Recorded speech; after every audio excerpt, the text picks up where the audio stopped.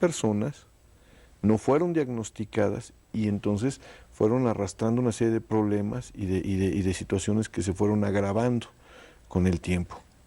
Entonces, en la primaria, cuando uno está viendo el niño desde el kinder, cuando tiene problemas de que no está poniendo atención, cuando la Miss, ¿no?, que es muy común que le llamen ahora a la maestra de kinder, la Miss, da la queja de que el niño no pone atención, de que el niño esto, de que el niño aquello. Yo creo que ese es el momento en que los padres deben hacer a un lado el temor a un diagnóstico, coger al niño y llevarlo con un neurólogo. Y yo creo que hay instituciones en nuestro país que tienen una alta capacidad para lo que decía la doctora, poder ir con los neurólogos, con las neurociencias, para cada uno en su especialidad y determinando. ¿Y por qué no llevarlo con un psicólogo, pero con un psicólogo competente, con un psicólogo que sea especialista en esto? Ahora, sí, dígame. Agregar una... A ver, doctor, y luego vamos a Sí, una parte que es interesante. En el caso de los problemas de desarrollo, que no está, digamos, dirigido precisamente ahorita el punto hacia la dislexia, lo que quiero decir es lo siguiente.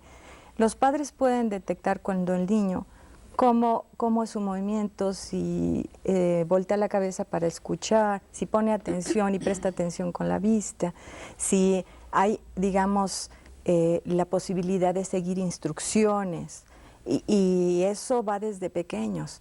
Sentémonos en la mesa, tú vas en este lugar, las cosas se utilizan de esta manera. O sea, son previos para cualquier detección de una dificultad.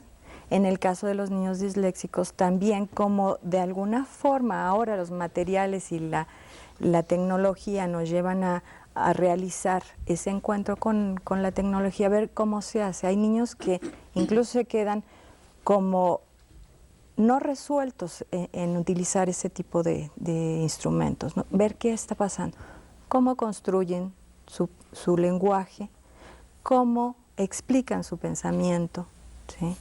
Si en un momento dado, una cosa muy fácil es, el niño soñó, pues que nos platique.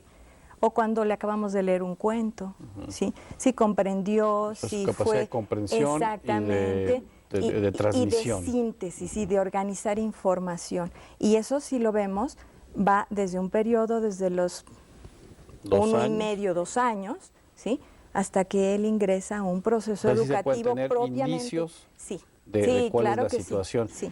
Decía la doctora bueno, que... Yo quería agregar algo al respecto.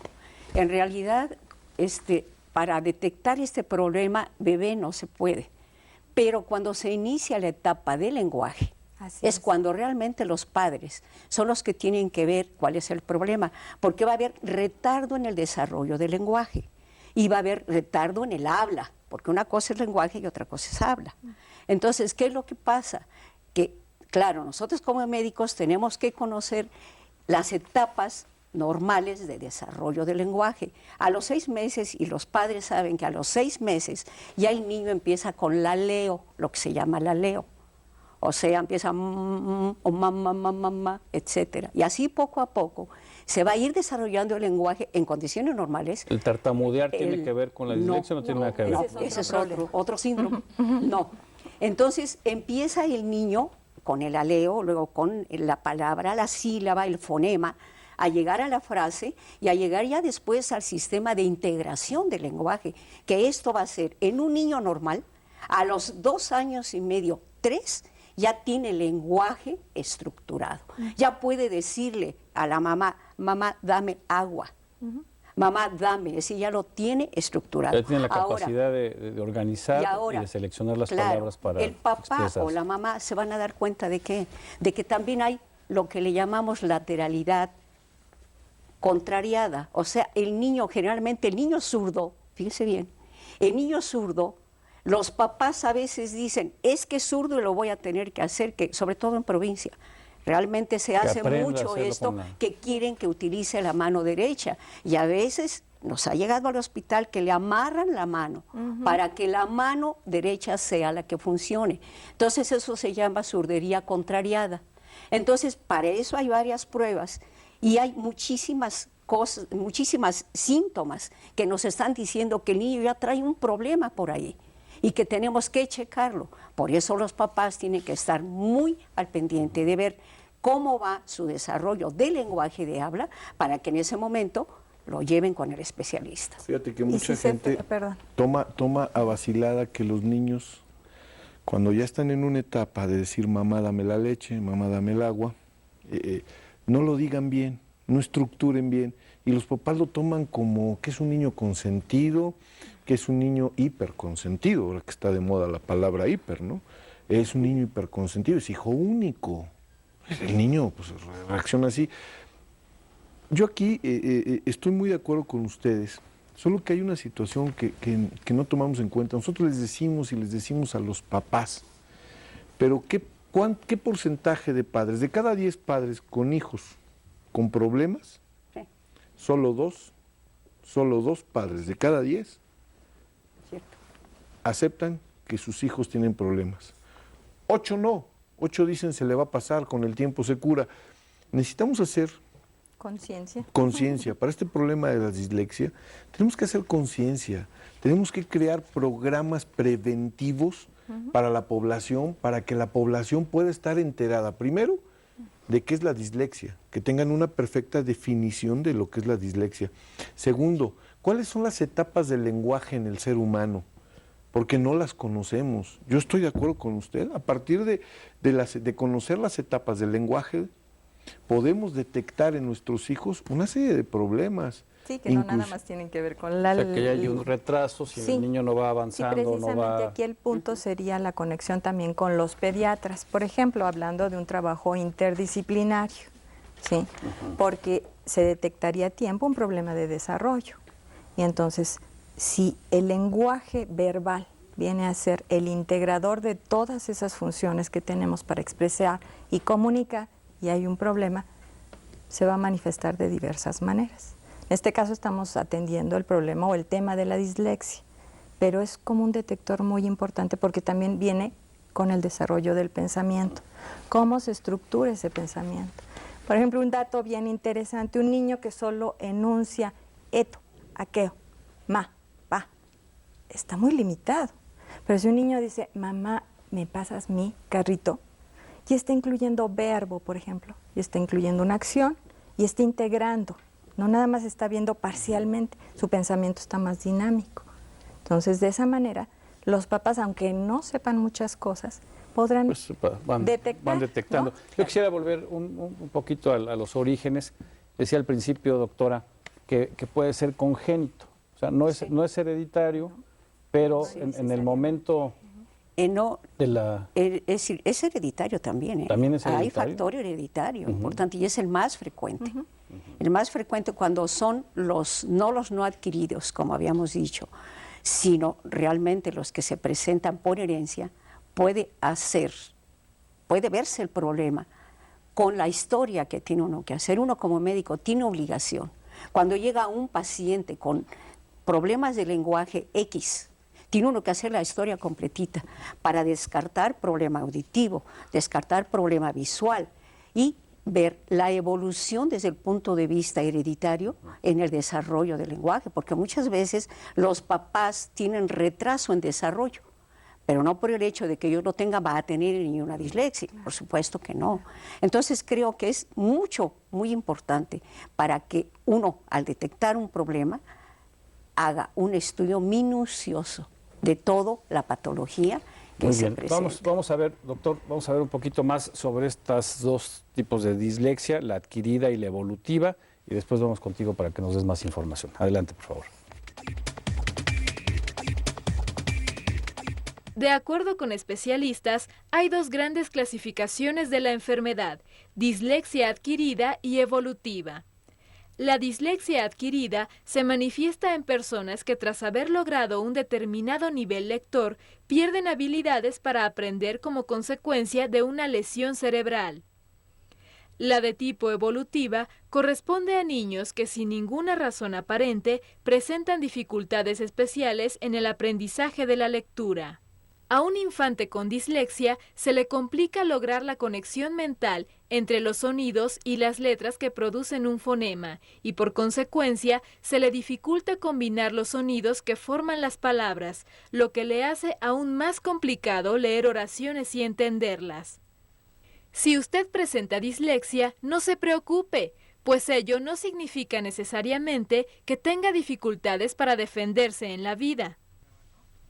Miles de personas en el mundo la padecen y muchas de ellas han logrado éxito. De hecho, hay personalidades que la han padecido y trascendieron, como el cantante norteamericano Harry Belafonte, George Patton, Michael Faraday, John Lennon, Albert Einstein, Pablo Picasso, Lewis Carroll y Hans Christian Andersen, entre muchos otros.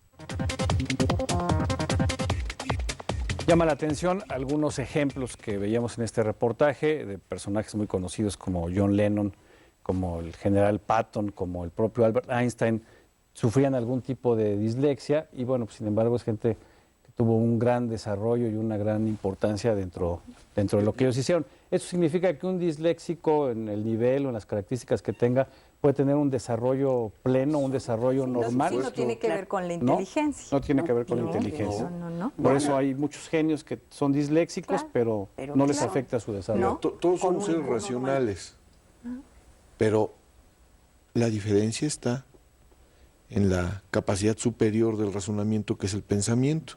Entonces, el disléxico no tiene disfunción de pensamiento, por tanto, su intelecto es normal. Aquí el problema es cómo asimila el conocimiento. Doctora. Sí. Hay problema de Creo que comprensión. además de eso, el disléxico tiene trastornos de ritmo, Claro. tiene trastornos de musicalidad, Exactamente. tiene toda una serie de trastornos, pero tiene una inteligencia plena, es inteligente, su IQ o su capacidad mental está súper. En realidad aquí el problema son su problema perceptual, el problema que realmente trae, pero pensamiento y todo está perfecto. Sí, es lo que ¿Hay yo alguna decía. relación con el autismo? No. No. No. Eso es otra. Eso cosa. es otra. otra problemática. Mira, es que hoy en día hablamos de alrededor de 500 trastornos, si no mal recuerdo. Son síndromes. Son- incluso y podríamos síndromes, considerarlo como síndromes. En este manual de la efervescencia de la locura americana, el manual de la psiquiatría. El que es DSM-4, el por ejemplo, que estamos DSM-4. en el TR, ¿no? Sí. Y el revisar, que hay una serie de clasificaciones. Y entonces estos cuates de la psiquiatría americana de repente descubren el hilo negro y el agua tibia y lo plasman en un papel y nos dejan a los especialistas una tarea brutal para poder hacer identificar, diagnosis, identificar una serie de cosas. Aquí hay una situación que me parece que la gente debe de entender muy bien. Ser disléxico no es ser una persona anormal, ni es una persona enferma, ni es un contagioso. Hay que entender que de cada 10 personas diagnosticadas, 10 con dislexia, 7 no son disléxicos. Así es. 7 no son disléxicos. O sea, ¿qué es lo que está sucediendo? Falta de información, desconocimiento. Mal estudiados. Perdón. Mal estudiados. Mal estudiados. Hay un fenómeno en nuestro país, un fenómeno que se repite en Estados Unidos y se repite hasta la Patagonia. No existe el número adecuado de especialistas en esta situación de la dislexia, en esta disfuncionalidad. Ahora, hace un rato hablábamos la doctora y yo de lo que es la agrafia y de lo que es la alexia, que son situaciones verdaderamente graves comparadas con la dislexia, por Dios, y que no se pueden confundir. La dislexia, no hay tipos de dislexia, lo que hay es una dislexia, la dislexia es algo muy leve comparado con la agrafia o con la alexia, que son situaciones más complejas, más difíciles de diagnosticar. Pero digamos que es una parte que dispara también estos otros padecimientos. Efectivamente. ¿No?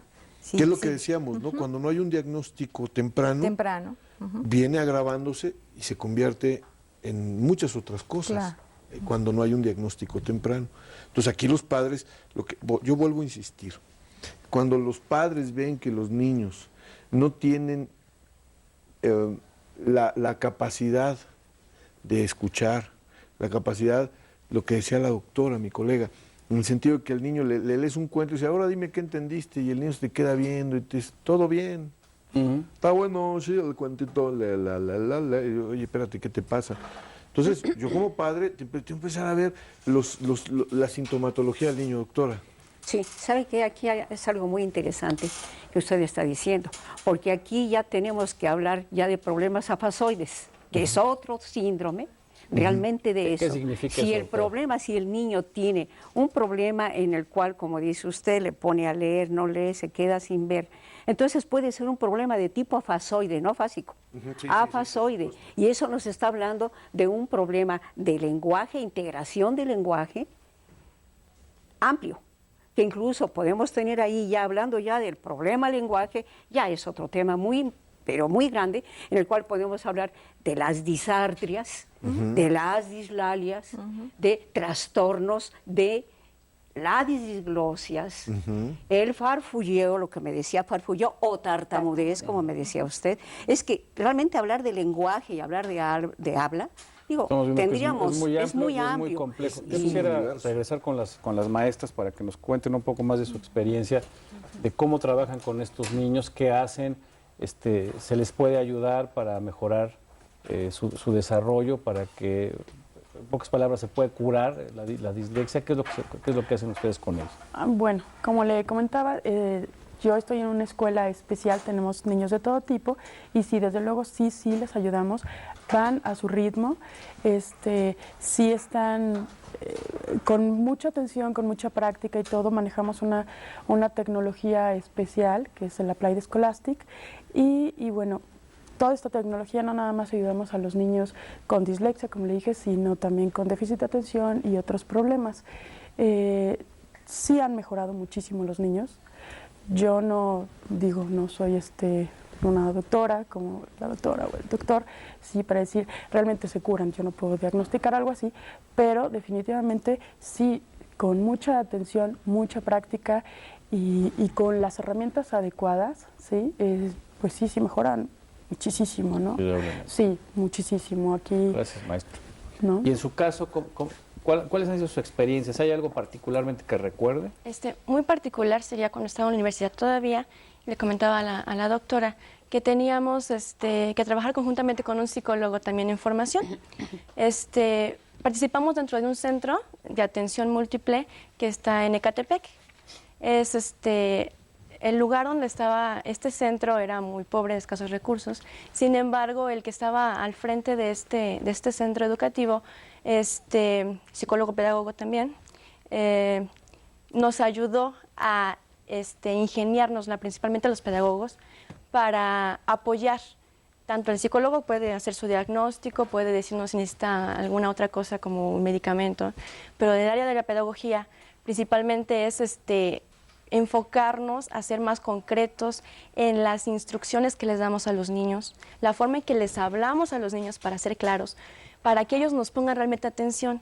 También, como dice, hay que poner nosotros mucha atención sobre ellos, hay que explicarles, hay que ir paso a paso a su ritmo y sobre todo en algunas actividades conjuntas que al principio van a ser maestro-alumno, alumno-maestro, pero que después hay que ser integrativos. Hay que traer a muchos más niños, 3, 4, 5 niños, y haciendo los grupos mucho más grandes para que esa discriminación que por ahí mencionaron no afecte el desarrollo de este niño que está saliendo de su problema. También he tratado dislexias leves, no hemos llegado así de que realmente necesite medicamento y esto, sino a una reestructuración del conocimiento de cómo aprendió a leer y cómo aprendió a pronunciar las palabras. Nos enfocamos los pedagogos más a la vocalización, a los fonemas y al trazo, a la grafia. Entonces, a reeducar esa parte de lectoescritura con los métodos que nos han enseñado a nivel docente y a nivel pedagógico, utilizando colores, utilizando juegos, utilizando pinturas incluso para las grafias, sonidos de animales para mejorar la vocalización de las palabras. Entonces, tanto de nuestro lado, maestro, docente, pedagogo, es ir eso, reenfocando, reinculcando ese proceso de lectoescritura. La pregunta es si esto se puede tratar, si la gente se puede rehabilitar, si puede de alguna manera tener una capacidad de aprendizaje y manifestar o transmitir este aprendizaje como cualquier otra persona. ¿Esto es posible? Sí, claro que sí.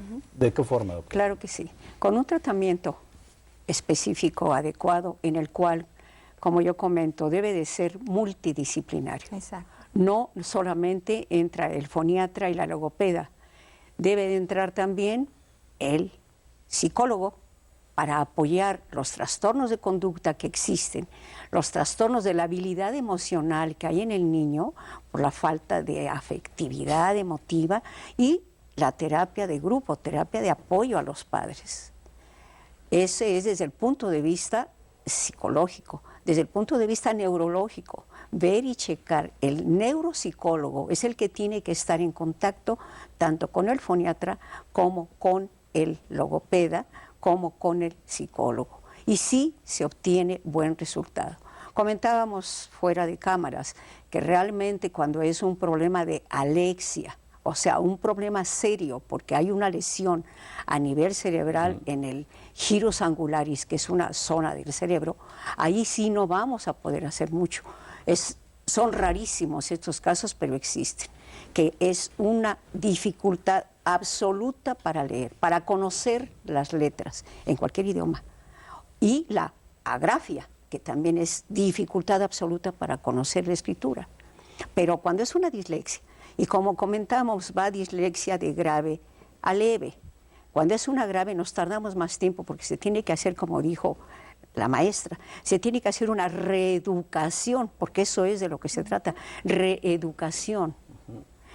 ¿Cómo sabemos el tipo de dislexia que hay? Tenemos pruebas foniátricas específicas, pruebas desde el siglo pasado que todavía se utilizan, que es la prueba de Head, que es una prueba que es excelente, todavía que quizá la doctora lo conozca, es una prueba excelente en la cual se ve y se hace desde cómo toma el niño el lápiz, la escritura, cómo la tiene, si tiene la escritura en espejo, si tiene los trastornos de cálculo, de musicalidad, si tiene las agnosias o las percepciones anormales. Entonces todo eso se hace un diagnóstico preciso y después de eso la logopeda va a ser la encargada de reeducar a los niños. Desde luego que no va a ser 6 meses. Normalmente la reeducación tarda mínimo 2 años, pero los niños llegan a una edad adulta sin problemas. Incluso cuando hay un problema un poquito más severo,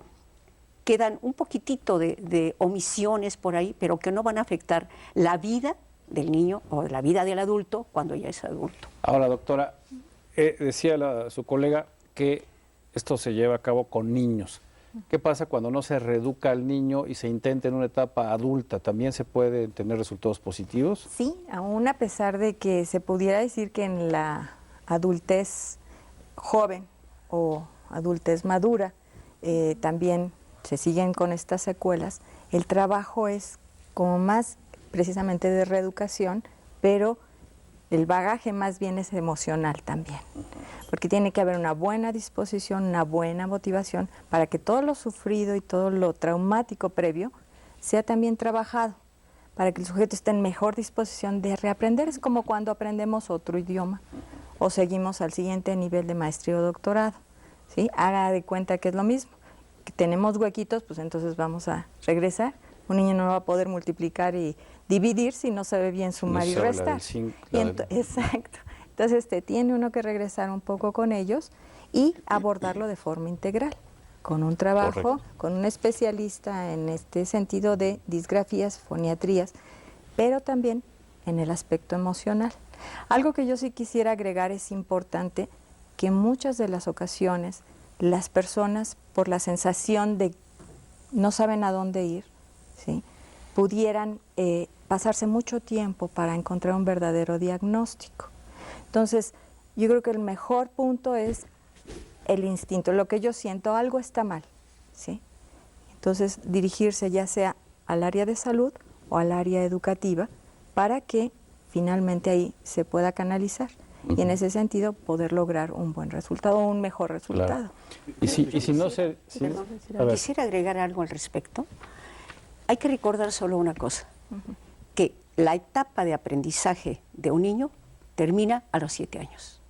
Después de los 7 años se puede intentar, si un disléxico no se trata, al llegar a la edad adulta, va a tener problemas en relación con cálculo, en relación con distorsiones. Digo, no va a indicar que esa era mi pregunta. sea ¿Qué anormal. pasa si no se diagnostica, si no hay tratamiento, si no hay un proceso reeducativo? Digo, realmente Pero hay él va a algo- tener su vida normal, desde el punto de vista de pensamiento, como dice el doctor, es un ser normal, pero va a tener trastornos en lenguaje y trastornos en habla, y va a tener una escritura, si le escribe a usted una carta, va a tener una escritura con los errores de un disléxico. O sea, Pero había, yo había un nada más- había un rector de la UNAM que decía aiga, tons, pos. Que no tiene nada que ver con la no tiene nada que dislexia. ver, era su- Eso ya es barruntada, ¿no? Eso ya Yo es sí un quisiera lenguaje hacer énfasis específico. en algo. Este tipo de disfunciones en adultos jóvenes, sí se hace una reeducación, es como la cuestión de la plasticidad cerebral. El resultado probablemente no sea así el más óptimo al 100, pero de que hay posibilidades las existe, ¿sí? O sea, estoy de acuerdo que hay puntos de desarrollo en donde tenemos la mejor posibilidad de lograr lo que deseamos, pero eso no significa que posteriormente no podamos hacerlo. Es como cuando alguien pierde una función con plasticidad se va cerebral, rehabilitando. se logra tardíamente, más prolongado, pero sí se Maestra, usted quería decir algo. Sí, justamente es, bueno, soy como un testimonio realmente de esto. Exactamente. O sea, personalmente. Sí, personalmente, sí, desde luego, personalmente. Bueno, yo de pequeña fui diagnosticada como disléxica y también con déficit de atención. Desafortunadamente yo no fui atendida, sí, pero llegué al centro educativo Alive y ahí con la tecnología que manejamos, pues realmente sí he podido superar muchos de estos problemas. Sí, o sea, como estamos hablando, o sea, uno se reeduca, aprendes realmente a poner atención a las cosas, que es también un poquito el problema, ¿no? Aquí nosotros manejamos lo que son barreras al estudio, no tanto con los niños, bueno, con los niños obviamente, y también las maestras tomamos cursos acerca de esto. Las barreras son, por ejemplo, la falta de masa. Nosotros hablamos falta de masa, es no tener un objeto concreto del que estamos hablando. Por decir, estamos hablando de las vacas, bueno, pues obviamente no tenemos unas vacas, pero hacemos lo posible porque tengan el conocimiento real, lo más real posible acerca de esto. El gradiente saltado, que es, por ejemplo, que ya vas en la universidad y en realidad, o sea, tú tienes exactamente, hay los huecos, ¿no? Entonces, con los niños y con nosotras mismas también nos regresamos, arreglamos todos estos asuntos y podemos arreglarlo. Sí se puede, de verdad, o sea, digo, yo sí soy un testimonio que sí se puede, o sea, sí cuesta trabajo, pero sí se puede. Ese es el punto. Muy bien, doctor. El desarrollo de la psicolingüística, que no tiene mucho tiempo, estamos hablando de aproximadamente 50 años, de la creación de la psicolingüística, ha venido poco a poco revolucionando no solamente los conceptos de la psicología tradicional, sino que ha agregado también descubrimientos increíblemente maravillosos en favor del aprendizaje del ser humano. La psicolingüística nos enseña que la dislexia ni es curable ni no es curable. La dislexia es una disfunción que puede ser tratada, que le permite a la persona diagnosticada mejorar su calidad de vida. Exactamente. ¿Qué es lo que se trata de todo esto? Mira, a la dislexia, al no ser un fenómeno visual, es decir, no hay un tumor que se le ve a la persona, no es una enfermedad viral que sea contagiosa, la dislexia pasa inadvertida, pero no para quien la padece. Entonces, al pasar inadvertida socialmente, tienes un punto a tu favor. Entonces, si tú tienes amor y comprensión en tu casa Y en la escuela. y en la escuela, Sí, También. sobre todo en la escuela. esto, al sumar la escuela, perdón, se me había olvidado, si es cierto, que sí, es la un escuela, punto muy importante. cuando sumas estos tres factores, Se la el disléxico empieza a mejorar su calidad de vida. Si además tiene el tratamiento adecuado, en la institución adecuada, con los especialistas adecuados, estamos del otro lado. Yo le digo a los papás, y lo digo con toda la prudencia del mundo y con todo el conocimiento de causa, si su niño sufre alguna alteración, si lo intuyen, si lo están viviendo, no vayan necesariamente con los psicólogos. Los psicólogos no curamos nada.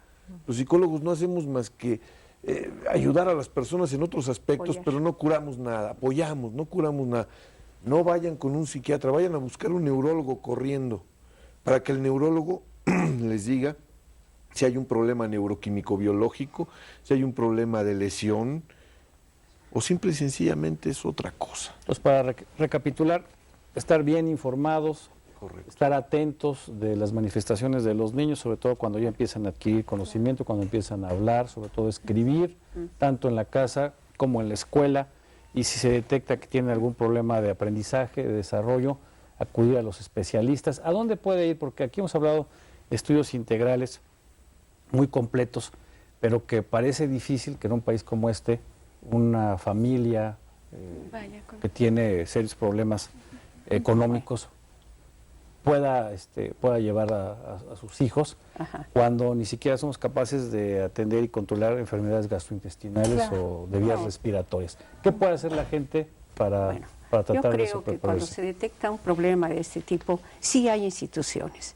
Está la Secretaría de Salud, con el Instituto Nacional de Rehabilitación, que es un excelente centro pendiente de salubridad. Son eficientes, pero ¿son suficientes? ¿Son suficientes? Son suficientes, no, pero son eficientes. Desde luego que sí existe el problema de la lista de espera, que eso es lo que no se ha, y creo que este es un punto que no se ha tomado en cuenta en el sector salud. Ahora, si no es una enfermedad y no es grave y la gente no se va a morir de eso, pues es evidente que tampoco se le da un gran presupuesto. Sí, porque no tienen la conciencia las autoridades de salud de que es un tema de salud esto. Y que genera otro tipo de problemas. Yo creo que aquí habría que dialogar la Secretaría de Educación Pública como receptora de los niños y la Secretaría de Salud como emisora de los tratamientos. Exacto. Debe haber un planteamiento, un proyecto. Lo que pasa es que la dislexia en México, como no se ha estudiado a profundidad, se le ve como algo que verdaderamente no pasa nada. Aquí el problema es que esto el día de mañana va a ser un problema de salud pública y nos vamos a jalar los cabellos. Pero me imagino que también va a ser un problema de productividad y de desarrollo. Es que ya lo es. Ya lo es. Claro. Eso sí es importante, ya lo es. Ya lo es. Entonces, aquí yo, como especialista o como miembro de la psicología, yo sugeriría que los becarios estos que están en la Cámara de Diputados, en lugar de estar levantando el dedo para cosas que no debieran de hacer una legislación que permita a la Secretaría de Educación Pública y a la Secretaría de Salud tener los presupuestos suficientes para la prevención, la difusión de este tipo de síndromes como la dislexia, para que la población en general estemos perfectamente bien informados, claro. los paterfamilias podamos saber qué hacer, a dónde acudir. Yo creo que está el ISSSTE, el IMSS, la Secretaría de Salud, como instituciones serias. Y el DIF. Y el DIF. Son 4 instituciones que pueden ayudar a la gente a encontrar una diagnosis muy clara y muy puntual de esto. Pues ya estamos por irnos. Un último comentario de cada uno de ustedes. Maestra, por favor. Bueno, pues nosotros no somos una institución pública, somos un colegio privado, pero pues en realidad sí se apoya a los niños, sí avanzan, ¿sí? Y bueno, pues nuestros niños salen muy bien, ¿no? O sea, todos a su nivel, todos a su ritmo, no le voy a mentir, o sea, digo... Muy bien. ¿No? Pero sí, todos van muy bien. Muchísimas gracias, doctora. Gracias. Algo muy breve. Pues solamente que considero que este tema tratado es un tema muy importante, que gracias a que debe de ser conocido un poco más para dar un tratamiento correcto dentro de los campos que tiene. Muy bien, doctora. Entonces, información para atención, diagnóstico y evitar que esto siga afectando la productividad y que se convierta en un problema de salud mayor. Claro que sí. Por ejemplo, nosotros como sociedad tenemos Sociedad Psicoanalítica de México, tenemos un área clínica para el abordaje de forma muy incipiente a nivel económico, es algo muy ligero, pero que se trabaja desde ahí. A lo mejor pueden ser canalizados de las otras instituciones una vez ya diagnosticados, y nosotros en tratamiento, que la parte emocional es la que nos toca, es la que se trabaja, que no nada más es el niño, es la familia completa. Muy bien, doctor. ¿Sí? Un llamado a los papás, maestra. Sí, es lo que precisamente estaba poniendo aquí mucha atención.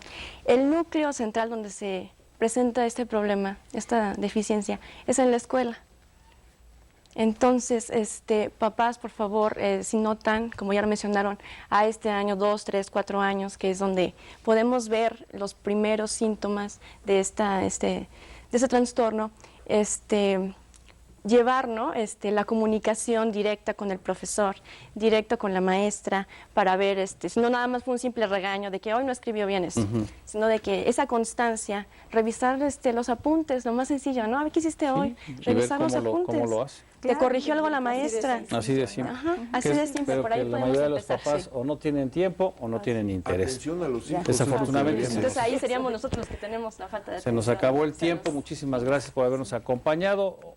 Ojo, mucho ojo, papás y maestros con sus hijos, sobre todo entre esta edad, entre los 2, los 4, los 6 años. Ya nos vamos, pronto volveremos aquí entre nos con otro tema que seguramente será de interés para usted. Miguel Bárcena se despide. Hasta pronto.